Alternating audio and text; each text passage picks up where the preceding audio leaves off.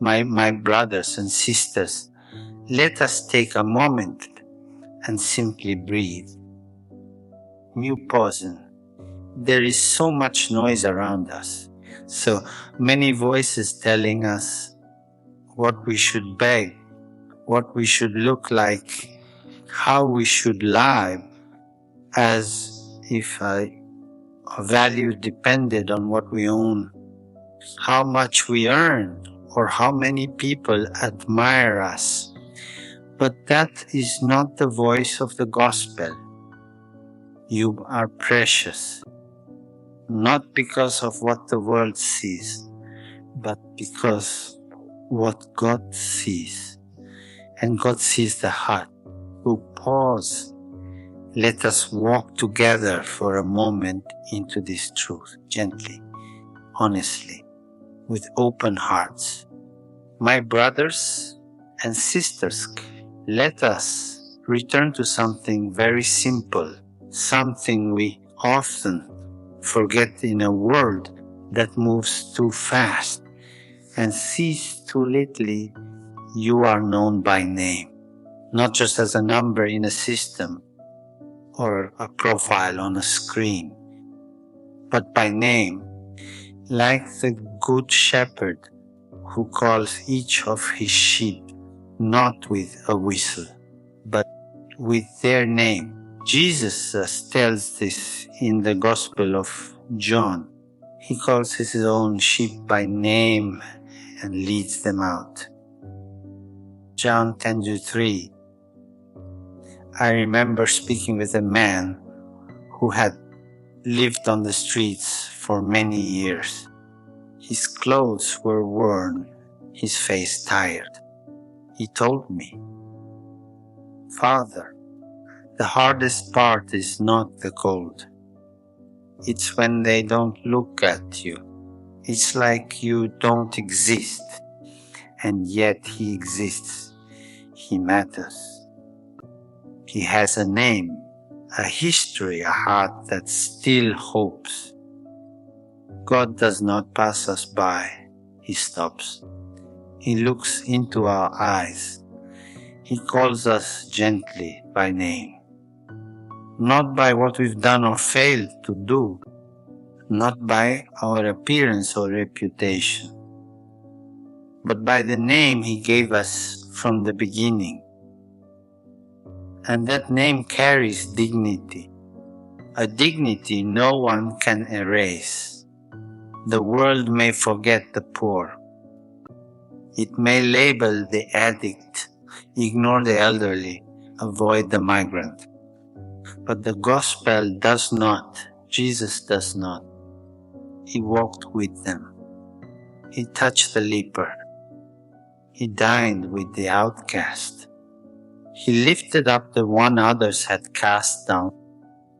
So let us remember to be known by God is not a small thing.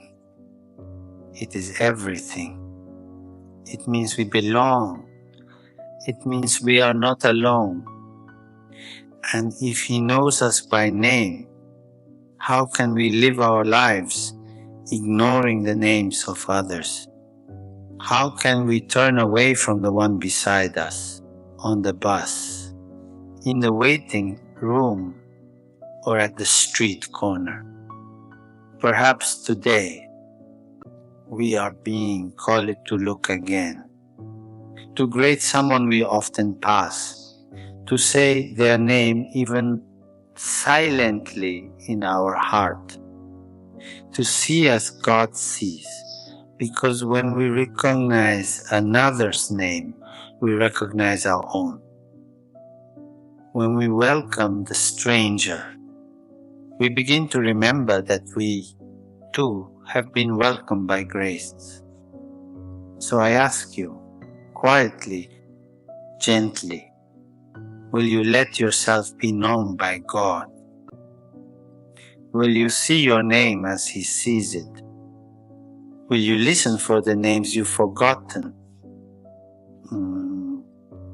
Pause in, because when we live as people known by God, we live differently. We live with mercy. we live with love.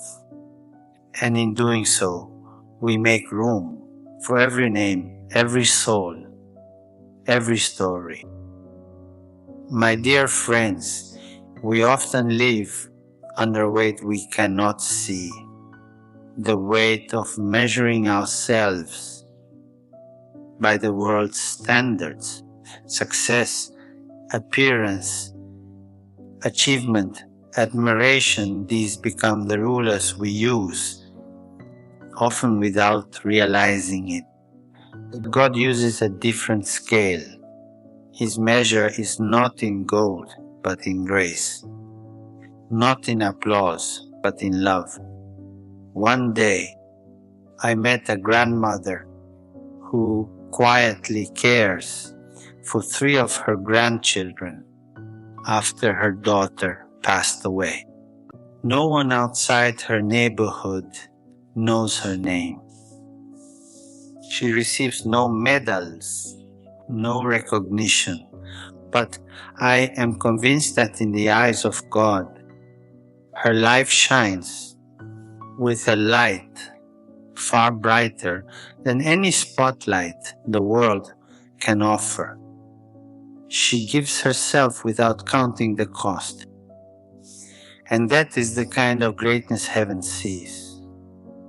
In the gospel, Jesus points to a poor widow putting 2 small coins into the temple treasury. To others, it was almost nothing, but to him, it was everything. She gave all she had to live on, he said to Luke 12 and 4. The world looked at the amount. Jesus looked at the heart. How often we forget that. How easily we are tempted to believe that our worth depends on what we do, not how we love. But God does not ask, how much have you earned? He asks, whom have you fed? Whom have you lifted up? Whom have you forgiven? The one who listens to a lonely neighbor, the nurse who offers a smile amid exhaustion, the young person who gives up their seat on the bus. These acts may go unnoticed by the world, but not by God. He sees what no one else sees. He measures with mercy. And so, let us free ourselves from the heavy burden of false comparisons. Let us not fear being small in the eyes of others, for we are great in the eyes of the one who made us. Perhaps today we are being called to stop measuring and start loving, to stop striving to impress and begin to bless. Because in the end, what will remain? Not our trophies or titles, but the love we gave it the wounds. We tended the justice. We sought the mercy we lived. Let that be our measure. Let that be our joy. My brothers and sisters, there are wounds that are not visible. Wounds of the heart. Wounds that come from rejection, from shame, from betrayal. Wounds that whisper to us in the quiet moments, you're not enough. You're broken. You're unworthy. But listen closely. Those are not the words of God. The voice of God is different. It does not accuse. It does not shame. It calls us by name, with tenderness, with mercy, like the father in the parable who runs to embrace his lost son, not after a long lecture, but with open arms, with joy, with tears. So many people carry the weight of past mistakes, a mother who regrets choices she made when she was young, a man who lost everything to addiction, a teenager who hides in silence, afraid of being truly seen. And yet, these are the very ones Jesus came for. I did not come to call the righteous, he says, but sinners. Sa Mark tunay at sin, our wounds do not disqualify us. They do not place us outside of God's love. On the contrary, they are often the very places where grace enters.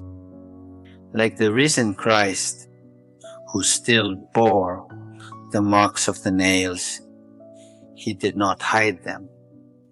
He showed them, and through them, he brought peace. We must not be afraid of our wounds. We must not hide them in shame or bury them in silence. Instead, let them become places of encounter between us and God, between us and one another. Go to the one who is hurting. Listen without judging. Sit with the lonely. Walk with the grieving. And do not be afraid to show your own pain, your own weakness. Because in that shared humanity, something sacred happens. The love of God is made real. So I ask you now, with gentleness, what wound are you hiding? What pain have you carried alone? Let God into that place. Let Him touch it, not with condemnation, but with healing. And if you know someone carrying a wound, do not walk past. Be the one who stops. Be the one who sees. Be the one who stays. Because when we carry one another's wounds with love, we do not just imitate Christ. We meet Him right there in the ache, in the silence, in the embrace. Let us live that mercy. Let us be that presence. Let us remember nothing is too broken for grace. Nothing is too wounded for love. My dear friends, so many of us spend our days looking into mirrors. Not only the ones on the wall, but the mirrors held up by others, by society, by social media, by the voices that tell us who we should be. We begin to believe that our worth depends on how we appear, what we achieve, how others respond to us. But these are not true mirrors. They are fragile, often distorted. They do not show us who we really are.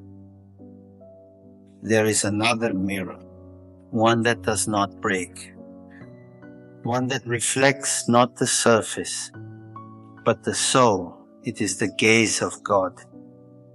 And in His gaze, we see something different. We see that we are made in His image, not in the image of fashion or fame or power, but in the image of love. I once met a young man in a poor village who had no phone, no possessions, not even shoes on his feet. But when he smiled, he lit up the whole room. He had a joy the world could not explain.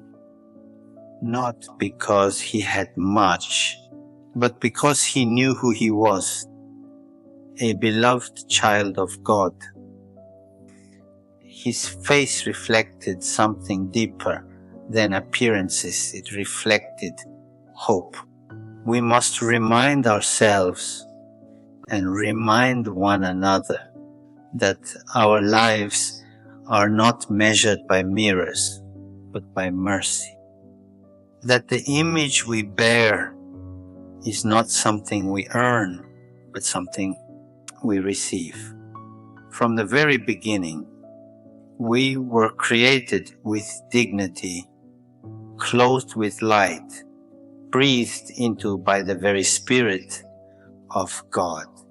This is why we must also learn to look at others differently, to see not with eyes of judgment, but with eyes of compassion, to recognize the divine spark in the poor man sitting alone, in the elderly woman no one visits, in the person whose skin, accent, or story is different from ours. Because when we see others as made in the image of God, we begin to see ourselves that way too. And when we forget, when we fall into the world's shallow comparisons, it is the face of Christ that calls us back. The face that looked at the sinner with tenderness. The face that wept over the city. The face that loved even as it bled. So I ask you, what mirror are you using? Whose eyes are you trusting? Let us choose the mirror of the gospel. Let us choose to see and be seen with love. Let us walk forward as people who reflect not the world, but the light of Christ. And may that light shine gently, quietly, but bravely through you. My beloved friends, at the heart of everything is love. Not the love sold to us by the world, fleeting, self-seeking, dependent on what we receive in return, but the love that Jesus lived and taught, the love that gives even when it hurts, the love that stays even when others leave, the love that washes feet, feeds the hungry, and forgives 70 times 7. We often think that our lives need to be impressive, noticeable, worthy of attention. But Jesus never told us to impress. He told us to love. Not once did he ask his disciples how much they accomplished. He asked if they cared for the least of his brothers and sisters. That is his measure. I think of the elderly woman who cooks a pot of soup every Sunday and shares it with the children in her neighborhood. No cameras, no announcements, just the quiet rhythm of love. I think of the man who, after working long hours, visits his sick neighbor before going home. These are holy acts. These are seeds of the kingdom. True worth blossoms in love. It grows not in the bright places, but often in the hidden corners, in the hospital room, in the prison cell, in the kitchen, where a mother wakes early to prepare a meal for her children. It grows in those who forgive, who welcome, who keep giving when it would be easier to give up. Love is the path. Love is the goal. Love is the measure. So I ask you with gentleness and hope, where is your love leading you? Who is waiting for your presence, your kindness, your listening heart? Do not wait for greatness to come to you. Begin with love. Begin where you are. Begin now. Let us go out and live not for ourselves, but for others. Let us give with joy. Let us serve with courage. Let us forgive with humility. Because in the end, what will remain is love. Only love. Always love. My dear brothers and sisters, we have spoken of dignity, of mercy, of the wounds we carry and the love that heals them. We have remembered that our worth is not given by the world, but by the one who made the stars, and yet he calls of us by name. So let us not leave this moment unchanged. Let us carry it with us, in our hearts, in our steps, in the way we see others and the way we see ourselves. Let us live differently. Let us love boldly. Let us be the quiet light in a noisy world. Do not be afraid to begin again. Do not be afraid to choose compassion over judgment, gentleness over pride, simplicity over status. That is the path of Christ. That is the way of the gospel. And that is the way that leads us home, to ourselves, to one another, to God. May your life be routed in love. May your hands become instruments of peace. May your heart remain open, especially to those the world forgets. And when you stumble, as we all do, may you rise again with courage, knowing you are never alone. God is near. Good luck on this journey, my friends. Walk it with faith, walk it with hope, and above all, walk it with love. Thank you.